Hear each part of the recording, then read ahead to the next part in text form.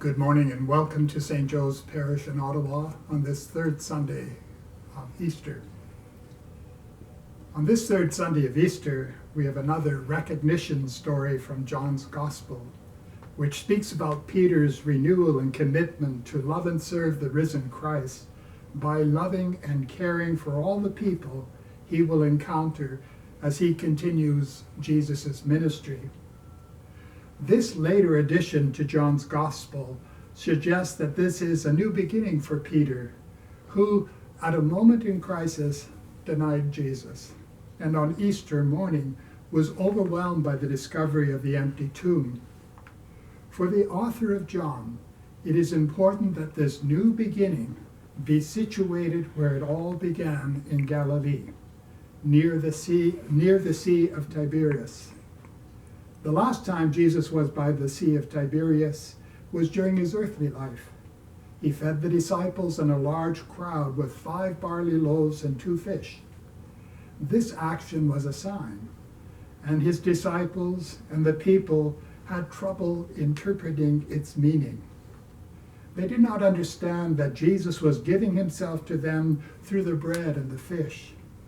He was showing himself as the sustaining source of spiritual life. Now, he is by the Sea of Tiberias a second time, and once again he will feed his disciples with bread and fish. His resurrected presence will perform the same act as his earthly presence. He will show himself as the spiritual source that sustains life. This time, the revelation will be more fully received. Today's gospel begins with Peter's statement, "I'm going fishing," which suggests that Peter and some of his companions have returned to Capernaum to their former way of life. They needed time and distance to think over the startling events they have witnessed, the death and resurrection of Jesus.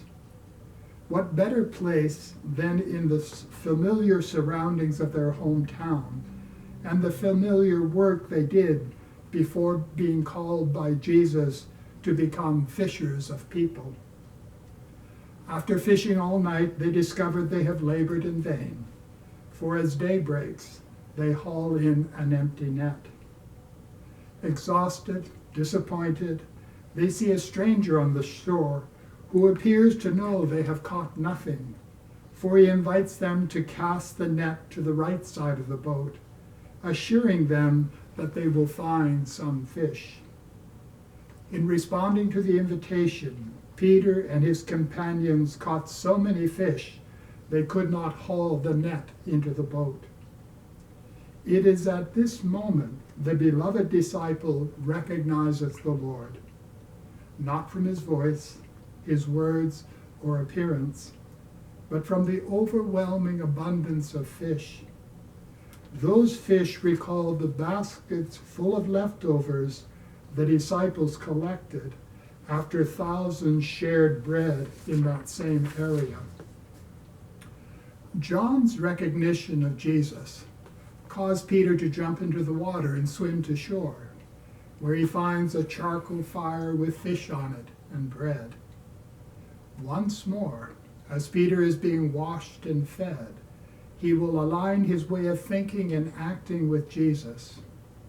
From now on, what Peter knows and does will be informed and transformed by what Jesus knows and does. In humbly declaring his love for Christ, he will once more commit his whole life to witness to the love and compassion of Jesus, so that others may discover the presence of the risen Savior. The question this resurrection story poses for us today is this: how well do we struggle to recognize Jesus in our day-to-day experiences of creation and our day-to-day experiences of one another? The question is of central concern to all those who would regard themselves as spiritual people. The question implies with it a view of the entire world as a sacred gift and the unique place in which we are called to find God. It is this belief that allows Peter in the first reading to rejoice that he has been jailed, hauled into court, and whipped for Jesus' sake. As Peter recognizes Jesus in the events and peoples of his daily life, he can find Jesus even in his suffering.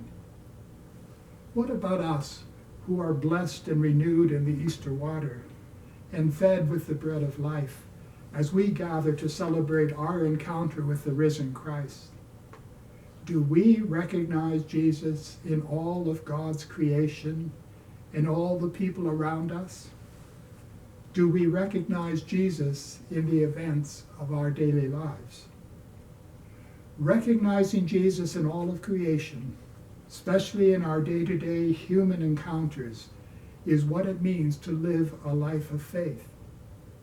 Our mission as Christians is to see one another and all creation with the eyes of faith, and so recognize the risen Christ in our midst. As we acknowledge and recognize this divine presence, may we humbly declare our love for Christ and commit our lives to the transforming action of the Spirit, who desires to bring healing and light to the wounded and darkened places of our world. Take care.